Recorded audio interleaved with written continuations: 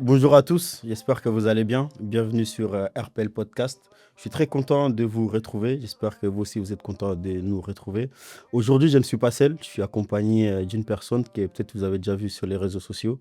Je vais la laisser se présenter et après on va rentrer dans les vifs du sujet. Bonjour. Bonjour, je m'appelle Candice, j'ai 20 ans et je suis créatrice de contenu sur réseaux sociaux. Ouais, créateur de contenu donc chrétien, partage paroles, tout ça, etc. Une très grande sportive aussi, Ouais. une entrepreneuse aussi. Tu fais Je suis beaucoup de coiffeuse, choses. ouais. Donc voilà. Peut-être vous avez déjà tombé sur ces vidéos, donc ça édifie beaucoup de gens. Ouais. Moi, je regarde beaucoup, tout ça, etc. Donc je sais un peu l'actualité. Et franchement, ça fait très plaisir que tu partages des contenus comme ça. Je vois que ça touche énormément de gens parce que tu donnes beaucoup de conseils. Et franchement, moi-même, des fois, je regarde et tout, sportif, en tant que chrétien. Amen. Amen. Donc, des fois, j'envoie à mes potes. Et en Mhm. tout cas, franchement, ça les fait du bien. Amen. Et vraiment, c'est un travail vraiment très encourageant. Mais aujourd'hui, nous sommes là pour parler de toi. Mhm. Parce que voilà, j'ai regardé justement tes vidéos que je suis tombé dessus, que tu as une maladie. Mhm. Et j'aimerais que tu puisses nous expliquer un peu la maladie et comment tu l'as su que tu l'avais. Ok, alors du coup, plus précisément, je suis narcoleptique. Euh, c'est de l'hypersomnie, en fait, c'est un trouble du sommeil qui fait que je m'endors partout, tout le temps et à n'importe quel moment, que quand je suis inactive. Et ça s'est développé depuis que je suis au lycée. Au lycée, je dormais de fou en cours. Ouais, je dormais grave en cours, je me prenais des conseils de discipline. Arrête Ah juste pour ouais. ça. Ouais, parce que tu Après, tu connais. dors, ouais, mais après, les gens, ils savaient pas que t'es. Non, ils savaient pas, moi non plus, je savais pas. Ok. Donc, je me prenais des sauces par ma mère le soir, 20h, pas de téléphone, rien, pas d'entraînement et tout. J'avais arrêté le basket pendant un moment et tout, parce qu'elle pensait qu'en fait, je dormais pas et que j'étais trop fatiguée par tout ce que je faisais. Vas-y, tu faisais exprès, c'est ça? Ah, moi, genre, je dormais pas la nuit et que du coup, je dormais en cours. Ok. Les profs et tout, ils me prenaient pour une insolente et tout. Ouais. Et en fait, quand j'ai commencé mes études supérieures, parce qu'en fait, quand on est au lycée et quand on est en études supérieures, c'est différent parce qu'au lycée, tu es obligé d'aller au lycée. Ouais. Alors que quand tu es en études supérieures, bah, tu le fais parce que Quand tu as tu veux. envie. Ouais, ça. Du coup, le fait de dormir, ça m'handicapait trop et j'étais en mode, mais c'est pas normal que je somnole autant. Ouais. Et du coup, je suis partie me renseigner et tout et j'ai découvert du coup ce trouble du sommeil. Donc, je suis partie faire des diagnostics, des tests. Et c'est toujours pas fini parce que tu peux être diagnostiqué en 6 ans. Ça peut prendre. 6 ans. Ouais. Mais c'est énorme. Mon rendez-vous, il a pris 1 an à l'hôpital. Et Ouais. là, j'ai encore des consultations de prise de sang pour avoir un traitement et tout. Ça prend énormément de temps. Ouais. Et en fait, au début, j'avais abandonné. J'avais abandonné parce que c'est le genre de maladie qui est pas très connue. Donc, tu sais même pas où aller pour te renseigner. Ouais. Tu vas sur Doctolib, tu prends des rendez-vous neurologues, pneumologues. Ils prennent ton argent. Et puis au final, tu es en mode, vas-y. Parce que moi, Flemme. pour te couper, c'était là. Quand je voyais ça, je voyais que bon, moi, j'avais tombé sur la vidéo. Et comme moi, vas-y, les gens, ils savent que je fais des podcasts Ouais. et tout. Et c'est les gens qui m'ont envoyé ta vidéo, tout ça. Ah ouais. Ça veut dire, je vois, je dis, mais c'est quoi et tout? Moi, je connais pas. Je vois, elle dort et tout. Mais c'est normal de s'endormir comme ça. Ouais. Il me dit, mais non, c'est pas normal, c'est une maladie, tout ça. Je dis, mais une maladie de sommeil et tout? Du coup, moi, j'étais parti sur Internet, je suis parti me renseigner. Et je me suis dit, ah ouais, c'est vraiment intéressant. Et je me suis dit, waouh, il y a des gens, franchement, avec des maladies que Ouais. ça peut passer inaperçu Mm. avec des gens. Mm. Et du coup, il m'a dit, bah, il faut que vous parlez de ça, qu'on Ouais. fait ça quotidiennement. Moi, je dis, c'est vraiment très intéressant. Mm. Et du coup, toi, quand tu as appris ça, comment tu l'as pris? En vrai, bah, d'un côté, ça m'a rassurée au début parce que je me Ok. suis dit, ok, je suis pas folle. Ouais. Ok, vas-y, je suis pas folle et tout. Mais c'est vrai que c'est dur à vivre. C'est dur à vivre parce qu'on peut se dire que bon, dormir c'est bien. En fait, quand je veux dormir, je m'endors. Ouais. Je préfère être ça qu'être insomniaque. Ouais, Déjà, en vrai. c'est très souvenir que c'est très difficile. Ouais, si tu dors pas et tout, là, t'es vraiment fatigué. En fait, là, c'est handicapant socialement, même à l'école, à l'église. Et en fait, du coup, tu rentres dans un cercle où, comme les gens te comprennent pas, bah, tu te renfermes sur toi-même, t'évites de sortir. C'est vraiment comme, je sais pas comment expliquer, c'est comme si tu te sentais lourd tout le temps, Ok. tout le temps fatigué, tout le temps. Donc, de tous les cas, j'ai vu que tu disais dans tes vidéos, ouais, bah, j'avais peur même d'aller à l'église Ouais. parce que tu t'endormais et les gens, ils te réveillaient, mais ils savaient pas pourquoi. Ouais. Du coup, toi, tu les prenais comment? Est-ce que tu te disais, vas-y, moi, j'arrête d'aller à l'église, vas-y, ça me saoule et tout? Et comment tu t'es dit, bon, finalement, il faut que j'y aille parce que j'ai pas le choix? J'avoue, au début, j'ai arrêté d'aller à l'église. Oui. Ouais, en fait, au début, je venais et en fait, je faisais la louange, l'adoration. Dès que la prédication est commencée, je m'endormais. Sommeil. Et en fait, je luttais parce que tu t'essayes quand même, quand tu t'endors pas, bah, même quand tu t'essayes d'écouter après de la prédication, tu es tellement concentré sur le fait de pas t'endormir que tu n'écoutes même pas ce que le prophète il dit. Donc tu t'endors, il dit Jésus, tu te réveilles, il dit Matthieu. Ah ouais. Tu peux pas suivre. Ouais, je vois. Et c'est assez frustrant parce que du coup, tu viens à l'église seulement pour la louange. Et donc, je me résumais à me dire, bah vas-y, tu fais le culte, tu viens, tu fais adoration, louange. Dès que la prédication elle commence, je sors de la salle, je m'assois dehors et je revenais pour les offrandes. Ah ouais. C'est vrai, parce que j'avais honte. Ok. J'avais honte et je me disais, mais Seigneur, en fait, je viens pour être enseigné de ta parole là. Je reçois aucun enseignement parce que je fais que m'endormir en fait. Ok. Je pouvais même pas te sortir une phrase du culte. Ok. Du coup, toi, pendant ces talents, est-ce que tu as eu des découragements où, on va dire, tu te posais des questions, tu te disais, Seigneur, pourquoi moi? Pourquoi je dois avoir cette maladie? Est-ce Ouais. qu'il y a quelque chose que tu peux faire pour moi? Et que quand tu vois pas les résultats, comment toi, tu les prends par rapport à lui, entre toi et Dieu, Ok. par rapport à cette maladie? Quand Mhm. tu te demandes une guérison, tu vois finalement que ça Ouais. n'arrive pas. Les diagnostics des 6 ans, c'est archi long. Ouais. Comment toi, tu les prends toi, par rapport à ça? Alors moi, au début, j'étais grave découragée. J'en voulais à Dieu parce que, en fait, je lui disais que là, c'est pas un besoin personnel que je vais avoir, c'est un besoin pour ta parole, en fait. C'est Yes. clairement pour suivre à l'église. Mhm. Donc pourquoi tu me guéris pas, en fait, tout simplement. Et suite à ça, j'ai laissé. J'ai arrêté de persévérer parce que, en vrai, à l'église, on me dit toujours, oui, il faut prier, il faut pas déclarer ces choses. Et en vrai, t'es en mode amen, mais d'un côté, t'es en mode, Ouais, là. c'est chaud, en vrai, c'est là depuis et tout, c'est compliqué. Et en fait, en vrai, c'est mon entourage qui m'a fortifiée parce que après, au fil du temps, bah, mon église, ils ont pris certaines dispositions. En gros, les gens à côté de moi, ils me réveillaient, ils me donnaient de l'eau.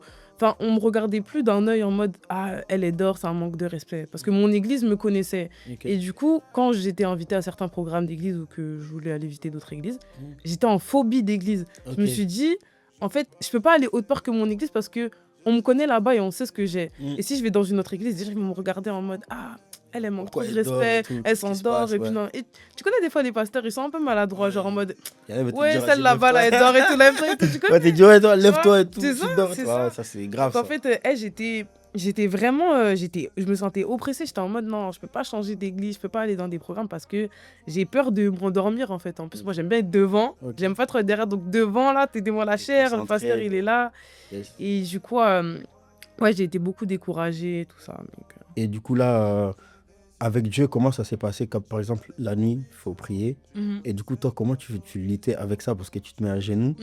En plus, ça arrive très rapidement. Ouais. Et comment est-ce que toi, tu prends des dispositions de prier chez toi avec cette maladie-là? Parce que déjà que on n'est pas malade. Ouais. Et des fois, tu arrives, tu te mets à genoux. Ça y est, ça va. En T'arrives. vrai, ouais. J'évite de prier en gros au dernier moment avant de dormir. Ok. Tu vois, en vrai, je prie debout du coup. Et à l'église, je me mets debout aussi parce que même quand c'est l'adoration, tu sais même qu'on peut être à genoux, qu'on ferme les yeux, je dors. Ok. Dès que je ferme les yeux pour prier, je m'endors automatiquement.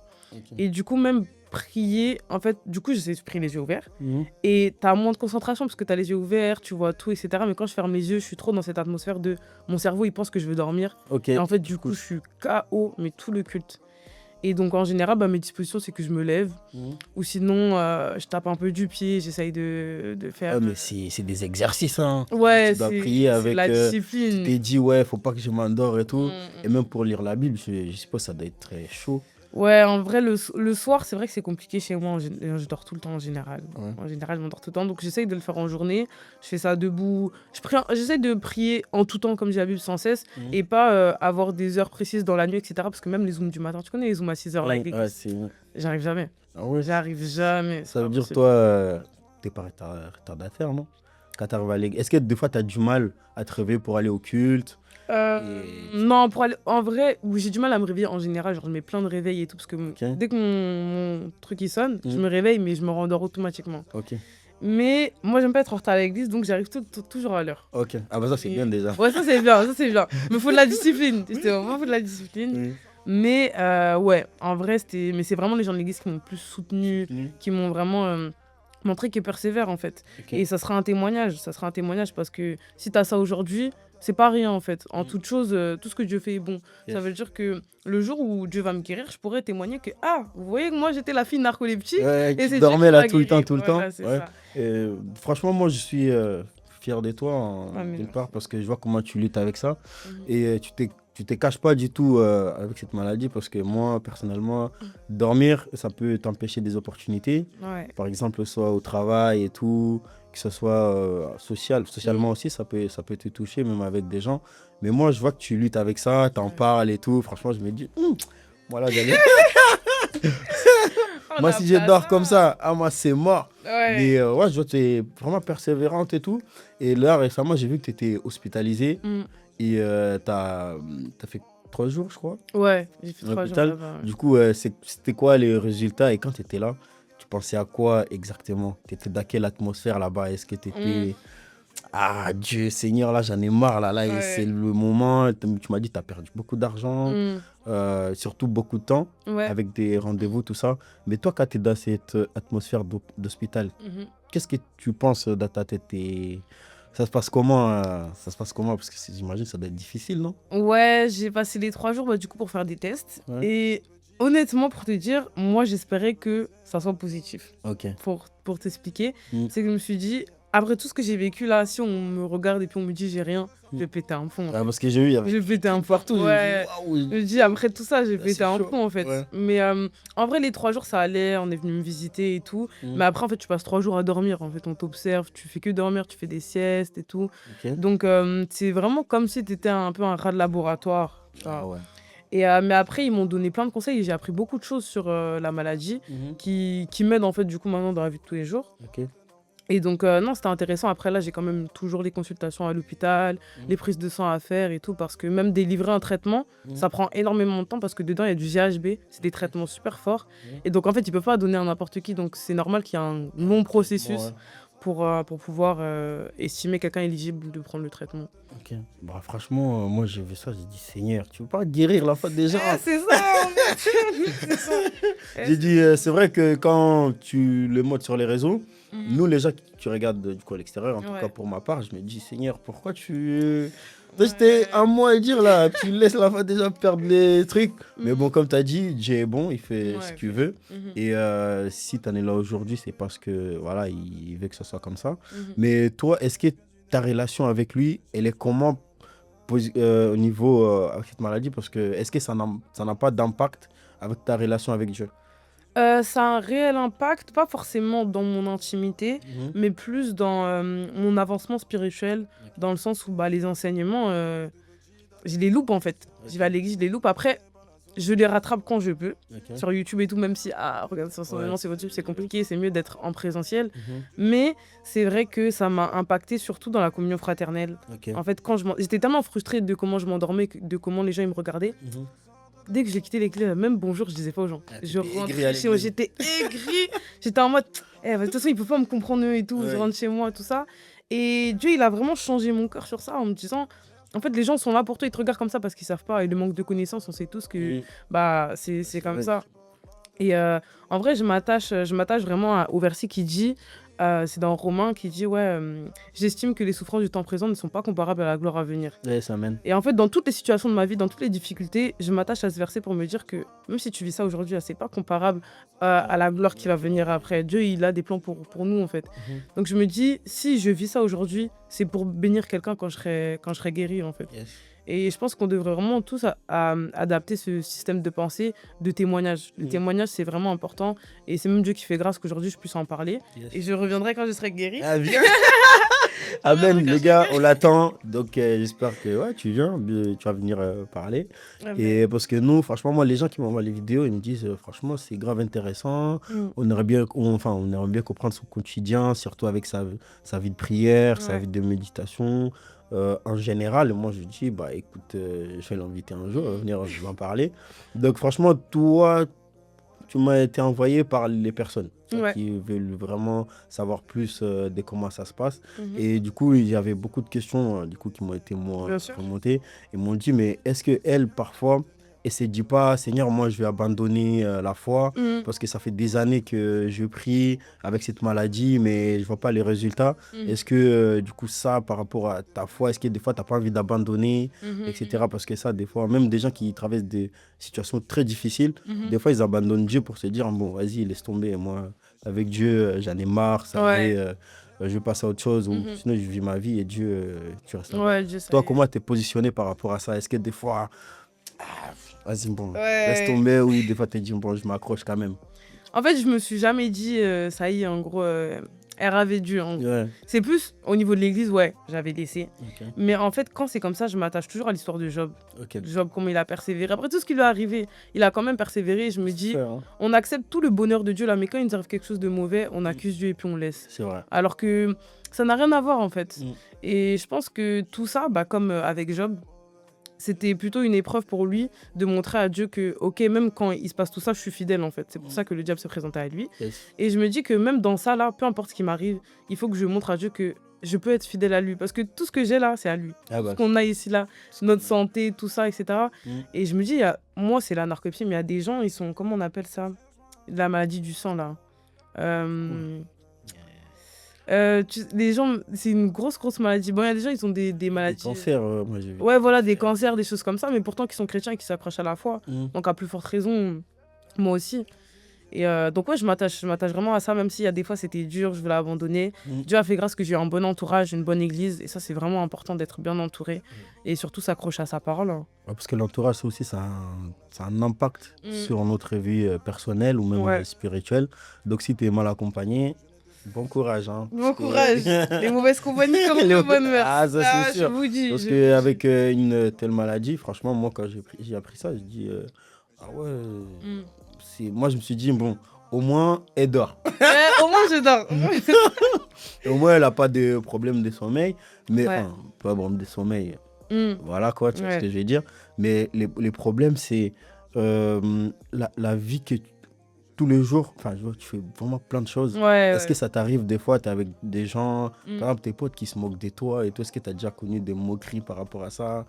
des Moi, des moqueries, ouais. fausses moqueries, hein, même à Ah, l'école. Tu sais, même à ouais. l'école, on te tape et tout. Ah Tu vois, non. des trucs, non. quoi, tu mets des petits En trucs vrai, quand tu si, dors c'est et des tout. petits trucs en mode on met des doigts dans le nez, des trucs comme ça. Ouais. En vrai, je le prends pas mal parce que moi-même, je prends ça à la rigolade. Mhm. Ce que je prenais mal, c'est plutôt les réflexions des profs, en fait. Ok. Les réflexions des profs qui t'affichent devant toute la classe en disant tu dors pas la nuit, des trucs comme ça. Mhm. Et en fait, t'as envie de te faire tellement tout petit, tellement t'es déjà que tu t'endors, donc c'est gênant. Mhm. Tu vois que tout le monde te regarde. Et il faut savoir que quand on s'endort, on se rend pas compte qu'on s'est endormi. Ok. Genre, je me rends compte que quand je vois les gens qui me regardent et je me dis Bien. ah ouais, là, je me Tu suis t'es endormie. endormi. Ok. Là, je me suis endormie. Et du coup, c'est compliqué plutôt les réflexions des profs, tout ça. Après, ça va. Franchement, je suis pas très susceptible. Ouais. Donc, je peux comprendre que les gens en rigolent. Même moi, en vrai, avec mes TikTok, j'en rigole. Donc, Ouais. en Ouais, vrai, des ça fois, va. je vois et tout, je me dis, elle les prend bien. Ouais, non, ça va, ça va. Parce que tu vois, c'est pas quelque chose qui nuit, on va dire, à ma... Mm. Ça me fait pas mal dans ma santé. C'est plutôt un handicap. Mm. Mais c'est pas quelque chose qui me fait mal ou... Enfin, c'est juste handicapant dans la vie de tous les jours. Et même, hormis l'église, même les études, je voulais arrêter. Ok. Parce que les études aussi, je vais en cours et puis j'apprends Faut quoi. de concentration, C'est ça. faut suivre les profs. C'est... Ouais. J'arrive aux examens et j'ai révisé toutes mes 3 années que j'ai fait d'un coup parce qu'en fait, je décroche. C'est pas possible. Ok. Du coup, ouais, c'est vraiment les découragements total. Ouais. Et, mais tu sais toujours accroché à Dieu. Et Ouais. qu'est-ce que tu pourrais conseiller à une personne qui se trouve dans la même situation que toi?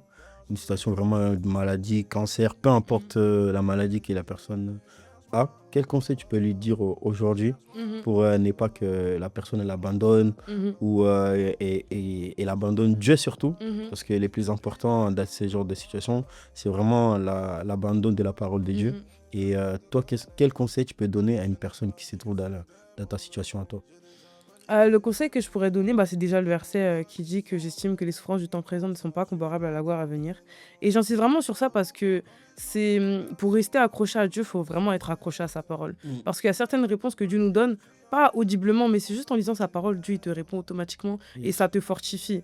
Et il peut arriver que, je ne dis pas que forcément ma narcolepsie vient de Dieu, mais qu'il peut arriver que Dieu permette certaines choses dans ta vie pour te faire un électrochoc. Parce que quand tout va, si demain là, moi je suis riche, j'ai des enfants, j'ai tout, Mm. l'humain en général ne va pas se tourner vers Dieu parce qu'il a déjà tout. C'est parce qu'on C'est a, vrai. on a eu un manque au début qu'on s'est tourné vers Dieu. Vers Dieu. On avait peut-être un manque d'amour, on était peut-être dans un engouement, toutes ces choses. Mm. Et c'est ça qui fait que on va à la source, Yes. en fait. Et des fois, Dieu permet qu'on passe par ce genre de moments pour pouvoir, en fait, se tourner vers lui, tout simplement. Donc, en fait, ce que je pourrais conseiller, c'est vraiment rester accroché à Dieu, même si c'est compliqué à dire.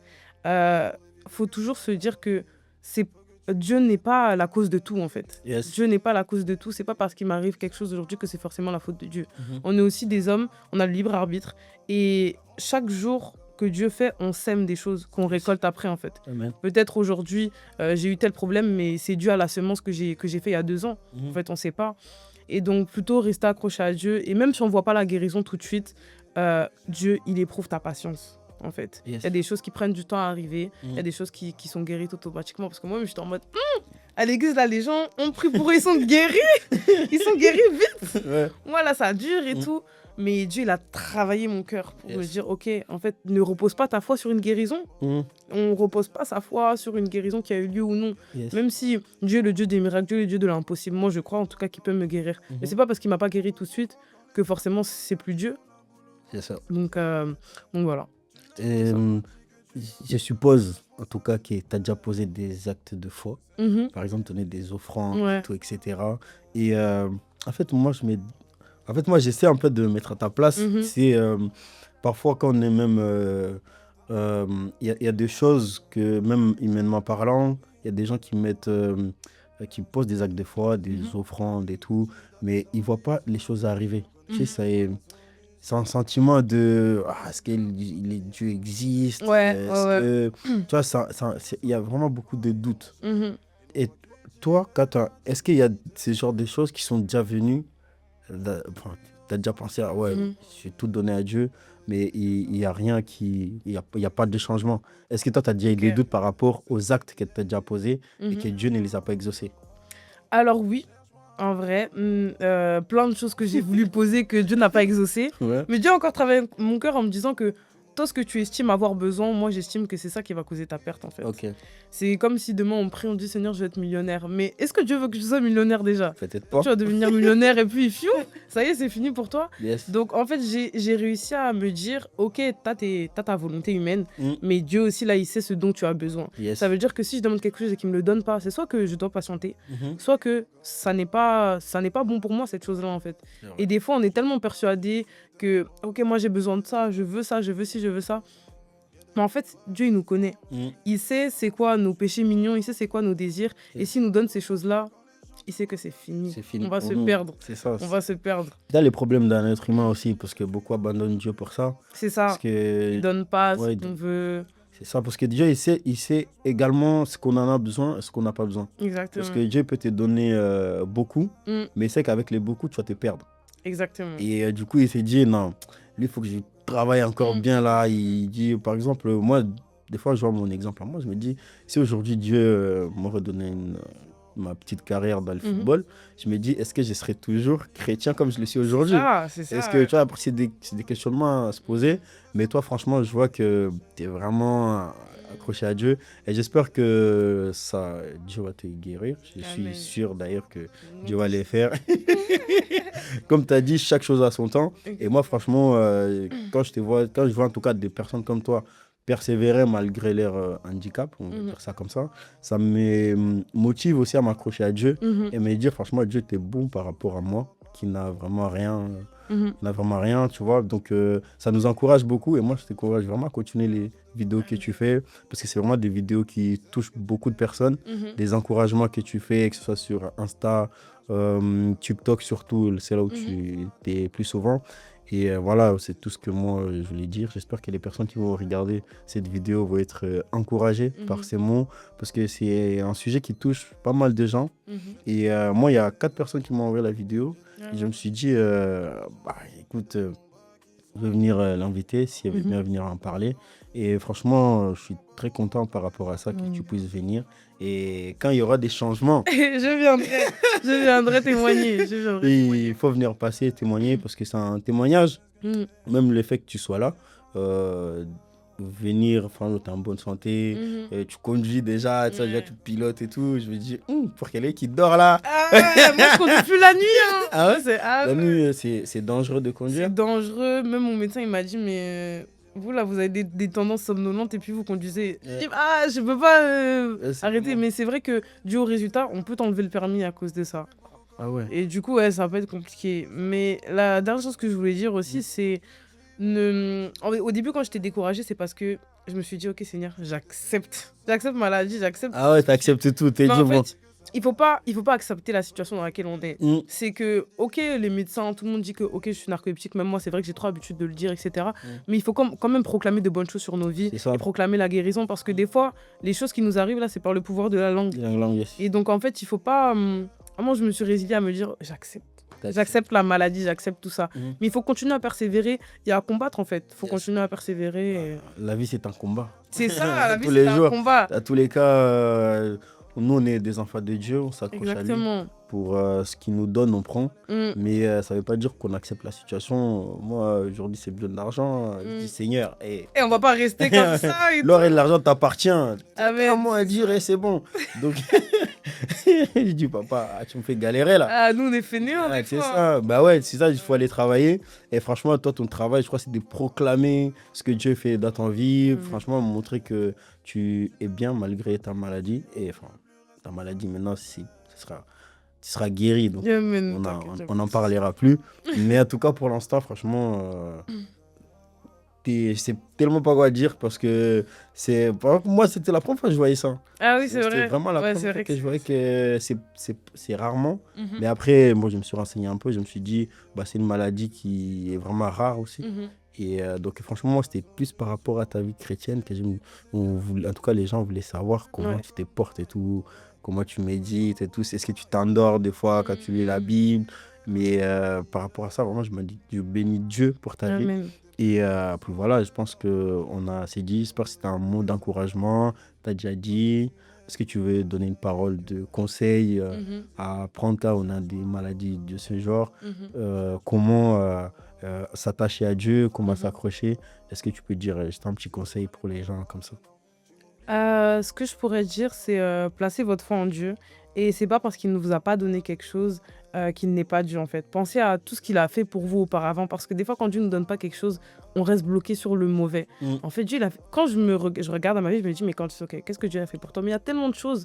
Et je me dis, s'il n'a pas fait une seule chose là, est-ce que je vais remettre en question sa divinité? Non. Pas du tout. Donc, en fait, pensez à toutes ces choses qu'il a fait pour vous et à ce pourquoi vous êtes chrétien aujourd'hui. Et c'est pas à cause d'une maladie ou d'une difficulté qu'on va remettre en fait toute notre vie chrétienne en question. Yes. Et c'est comme ça. Dieu nous a pas appelés à avoir une bonne vie, tout ça. C'est des choses qui doivent nous arriver, les persécutions, les difficultés. Mais le principal, c'est de rester accroché à Dieu et de vraiment s'accrocher à sa parole. Yes. Vraiment. En tout cas, nous sommes arrivés à la fin de cet épisode. J'espère et je crois que vous êtes bénis à travers les conseils et de notre sœur. Et j'espère que prochainement, elle va venir nous parler, qu'il y aura des changements. C'est elle-même qui a dit ça. Donc, j'espère que vous allez être bénis. Et puis voilà. Donc, pour retrouver ces réseaux sociaux, où est-ce qu'on peut te trouver pour suivre un peu Sur TikTok, Insta et Snap, c'est candice.nk. Donc, nous, c'est RPL Podcast, comme vous le savez. Abonnez-vous. Et puis voilà, nous attendons vos retours. Si vous avez des questions à lui poser, vous nous écrivez dans les commentaires. Et après, voilà, peut-être on va l'inviter pour une séance de questions-réponses. Et après, voilà. En tout cas, que Dieu vous bénisse. Ciao, ciao. Amen. Cherche-moi encore, là on sera d'accord.